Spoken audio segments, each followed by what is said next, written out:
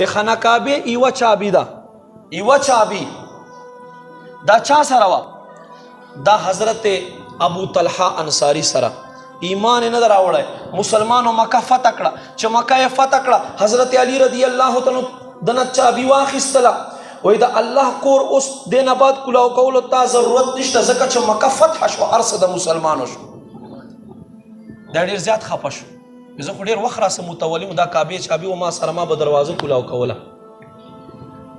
الله محبوب ته خبر را ورسې. نبی علیه السلام فرمایي وي دی ایمان یې نه ده راوړی، وي دی چابي به د په لاس کې وي، چابي به دنه نه هلی.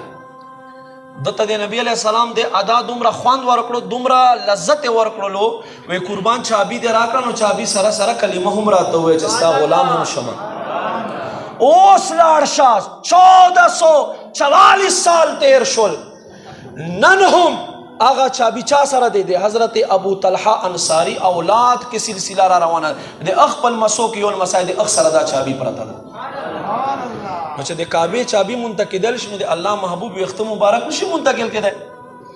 نو هلته هم داسې خلکو شاه عبدالرحیم رحمت الله علیه فرمایي څه خلکو خبر نه منله، او 3 کسان خو بالکل انکاري وو چې دا بالکل نه منو. وی خبر ډیره زیاته شو، مناظرې نه خبر سره واوړېدی. مې چې راځئ مونږ به تجربه وکړو چې د نبي علیه السلام دی او که نه دی. وی هغه ویښته مبارک مونږه بهر غرمو ته راوباسل.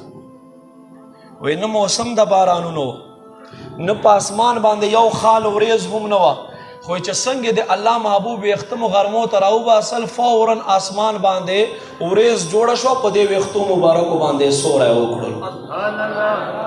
په دې کې یو کس ومنل او بل وی چې دا خو اتفاقي داسې خبره ده. ډېر وي که نه زړونه سخت دي. قرآن کې الله فرمایي څه زړونه داسې دي چې له کاڼو نه هم سخت دي. فرمایي په کاڼو کې داسې کاڼي دي چې اوبه ترې بهیږي، چا نه نهرونه جوړېږي، او کاڼي داسې چې څه د الله له خوف نه راپرېوځي، او څه زړونه داسې چې له کاڼو نه هم سخت دي، اګر چې د غوښې دي.